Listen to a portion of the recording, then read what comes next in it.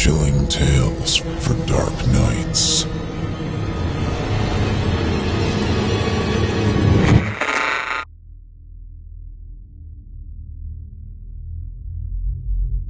Leave Your Flashlights at Home. Written by Jeff Hartin. Performed by Steve Taylor.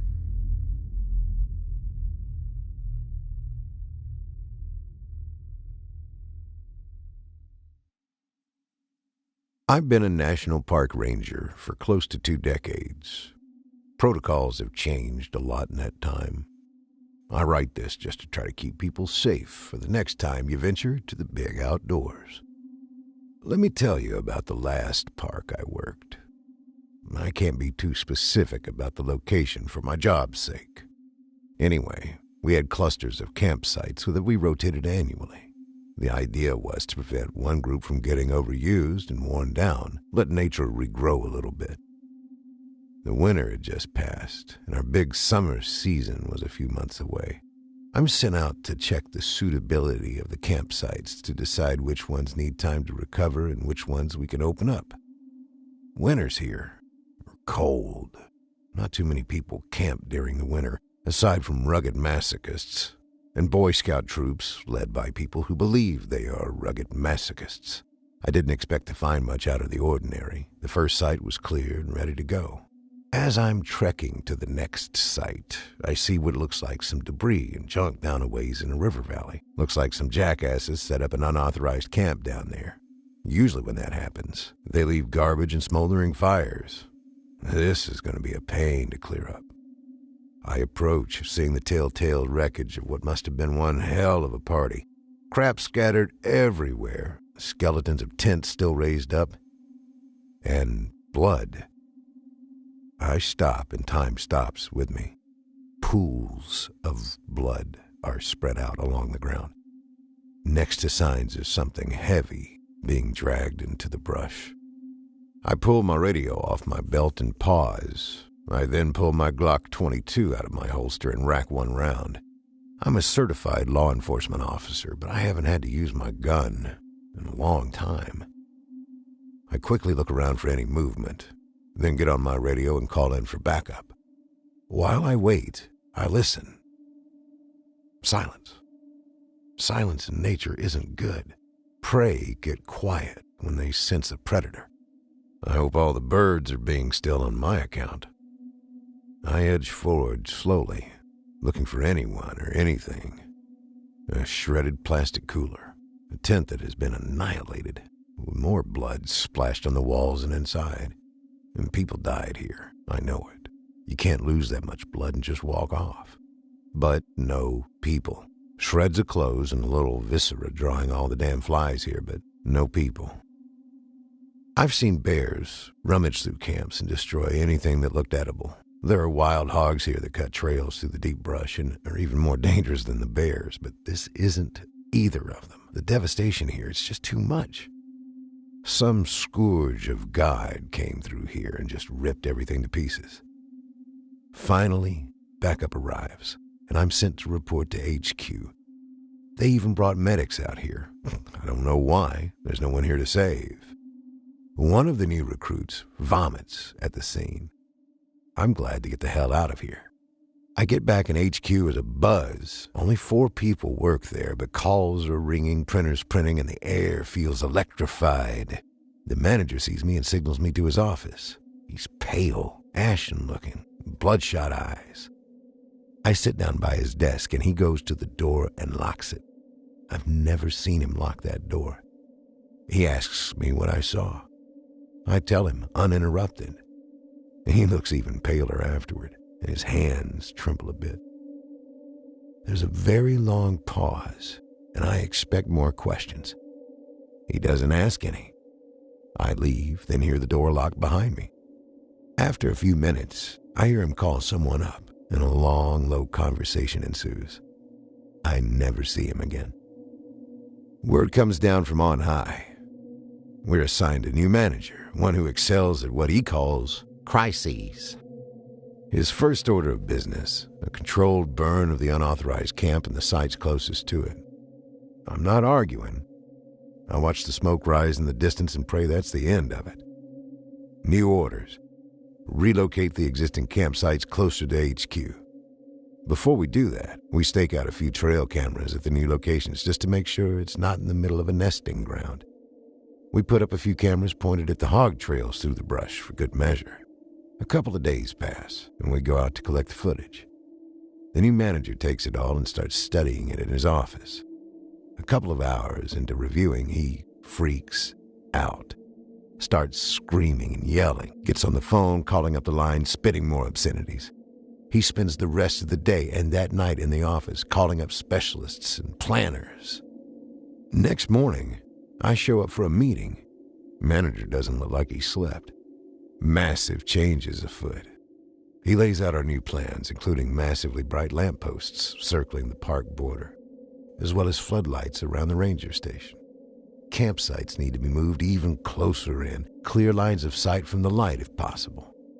I butt in, telling him that defeats the point of going camping. If you're just going on a short walk through the grass, then setting up so close you can see the parking lot.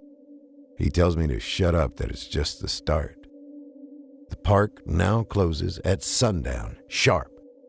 Also, we're now required to have a long gun on our person at all times. Now, it isn't uncommon for rangers to carry an AR-15 or a Remington 870 shotgun going out in the deep woods. There are wild and rabid animals out there. The real concern are massive pot growers.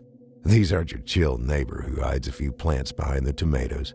They run the spectrum, from large-scale suppliers who like their privacy and dislike law enforcement to anti-government crazies who think we have no right over them, the true patriots. Both groups have a few common points. They tend to be well-armed. They do not like lawmen, and they won't shy away from taking a pot shot at some dumb poor ranger who finds himself in their fields. Keep in mind, Elliot Ness, Mr. I fought Al Capone in one, got scared off busting up Appalachian moonshiners because they constantly sniped at him in the foothills. They shoot to kill. Those are the reasons we keep the big guns around, not routine patrols. I drew the short straw and got the overnight shift. Manager tells me more changes to protocol will be listed when I return. Overnights used to be easy. Monitor the radios, bust up the parties if needed, check for poachers if they're operating nearby, make sure the forest doesn't burn down. I clock in and, per instructions, go to the gun cage. My, things have changed. Our shotguns have new rifled barrels, so they can handle the solid slugs we've been issued. That's the kind of firepower you want to take down a charging bear. God forbid you ever need it. The AR-15s have been stepped up too. The old 15-round magazines have been replaced by 30-round ones. Someone even snuck us in hollow point rounds. Makes no damn sense. Shooting in the woods, you need full metal jacket ammo so the rounds don't go wild when they touch a twig. Hollow points just exist to do more tissue damage. This is ridiculous. This is overkill. We're not a war zone. We don't need this firepower. Next to the radio, there are new instructions. Now, we're not allowed to directly respond to emergency calls. We can reply, figure out what the issue is, then we report to a new phone number I don't recognize. Time passes slowly tonight. I'm not even allowed to leave the building until sunup. A few uneventful nights pass. The new floodlights and lampposts are frying my eyes. It's so bright out there a blind man could see. A week later, some kids roll into the lot. They grab their backpacks and start hiking up the ridge. I know what they're up to. No one has booked a campsite that night. Cheap young'uns going on a campout that'll be a raging party. I wait for the sun to go down, confirming they're not out for a day hike. I call my manager to report. He instructs me to call the new number. I report up to them now. A curt voice answers the phone. He asks my park, then pauses. He asks the issue. Bunch of kids on an unauthorized site. Do I go break it up? I can see their campfire out the ridge right now. No. Do not leave the building. Do not attempt communication. That is all. Report if there are any developments. Right after daybreak, the manager rides up. It's real early. Have you seen them? Did they leave? No. Car's still there. Let them rest. They're probably all hungover. He curses non-stop. He then goes inside to make a call. I'm outside looking up the ridge when he exits the station. One AR-15 in his hand, another one strapped across his back, Glock on his hip. He marches single-mindedly toward his car. I try to ask him what in God's name he's doing, but he isn't listening or responding. He takes a jerry can of gasoline from his car and marches up the ridge. I yell after him. To no reply. I consider following him. That doesn't seem like a good idea. I go back inside and call the number. The same curt voice, the same direct questions. Yeah, the manager went up to that campsite, armed to the teeth and carrying gasoline. What the hell do I do? Stay there. Do not interfere. Backup is inbound. Report if there are any developments. About that time, I start to see smoke wafting off the ridge. 2 vans ride into the lot at a screaming speed. Dozen men, heavily armed and armored, exit quickly. I go out to check. Hey, who are you guys? What's going on? The men are all lined up with that impeccable military precision. One of them, a commander, I assume, exits the vehicle last. He says, "Which direction did he go?" I mean, he's up there. I point at the increasing smoke. The men fan out and start jogging up the ridge. I hear rifles cocking as they leave. I try to shout after them, but no response. I look at the vans they came in, large, nondescript. They just say DOI response team on the side. Half an hour later, they return, dragging the manager with them. He is bound in zip ties. He screams. "I did what needed to be done, trust me! It's worse than they thought! We can't stop this! Burn it all!" They throw him in the back and sedate him. Commander approaches me, my neck hairs bristle in cold fear. "I need to see the office. All computers and anything with a hard drive is coming with me. He mentioned videotapes. I need those too." I unlock the doors and they ransack the place. Everything gets taken. Printed reports from the last few years disappear into those vans. The videotapes get bagged up and held by the commander himself. He studies the gun cage. "Cute. You're out of your league," he scoffs. Finally, they found everything they looked for. The commander tells me, "Call the number. Tell him it's contained. You need a new superior. Also, don't talk about this to anyone." They leave, and just on cue, the fire brigade and a few news vans show up. The fire is contained, the news reports say. Rumors of missing campers are unsubstantiated at this time. Still, the rumors alone are enough to scare off this season's campers. Quick change-up of managers is chalked up to bureaucracy. The press dies down after a week or two. The new manager's very good at dealing with them. Thankfully, with no new campers and our now even shorter open hours, we can get more work done around here. Rebuilding the station took some time, and we just set up the new campsites. They're practically spitting distance from the station. Nothing dramatic happens for a few days. Then on a whim, the manager tells us to set up some cameras around the station and the campsites. There's usually so much human activity around here, all you see are some raccoons, maybe the rare hungry bear, but we humor him and set him up all around. A couple of days pass. We collect the footage. I play poker with one of the rookies while the manager watches hours of footage of an empty but brilliantly illuminated parking lot. Then he gets to the footage around the station. Screams come from the office.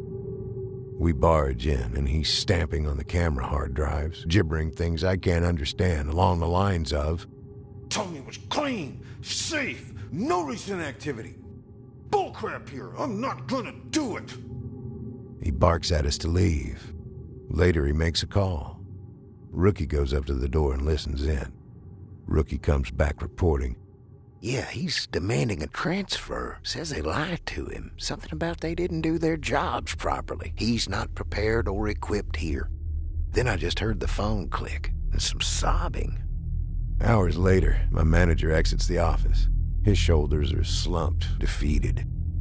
We cut our hours even further, practically open on weekends only. We'll have a full staff ready those days, but a skeleton crew the rest of the time. Campers are required to check into one of the closest sites. No campsite, and they're told to leave. We are not authorized to leave the station after dark under any circumstances. In an emergency, do not call 911, call the number, and do exactly what they say. We draw straws for who gets overnight shifts. Why we need to stay overnight if we can't do anything is beyond me. I asked the manager about it, and he just said that standard protocol is to have someone on hand to report any irregularities overnight. I have to work my overnight shift. I keep my phone close, the number dialed in, ready if I need to call. It is a bad night. I just wind up pacing around with my shotgun, glancing into the bright floodlights, trying to see what's past them. I hear crickets, and it relaxes me. Prey is quiet when predators are around. It was a long night. The next night, my manager draws the short straw. He seems resigned. In the end, we all have to take a turn. He brings the brightest damn tactical flashlight I've ever seen. Said he bought it just because he's afraid of the dark. He isn't really. He's afraid of the things in the dark. I get a phone call at 3 a.m. It's him. Get over here now and bring guns! What? You have a damn arsenal! Now! Oh, I swear to God I screwed up. Oh man, I think they're attracted to the light. I called that number, and all they said was back up and be here in the morning. Oh, damn! I hear the piercing staccato of gunshots. Pause. More gunshots. Screaming. Scuffling. The line goes dead. I call the number. A new, terse voice answers. Look, I work at Park. I just got off the phone with I just spoke with What can you report? Something bad's happened. It's serious. I heard gunshots. We will have backup there as soon as possible. Did he say anything else? Yeah, he said he thought they were attracted to the light. Doesn't make sense to me. Interesting. Thank you for your report. Park is now closed. You will be reassigned. Goodbye. Officially, the park was closed to be scheduled for a controlled burn. Let the old trees die and make room for new ones. There was nothing in the official report about what happened to the manager on duty.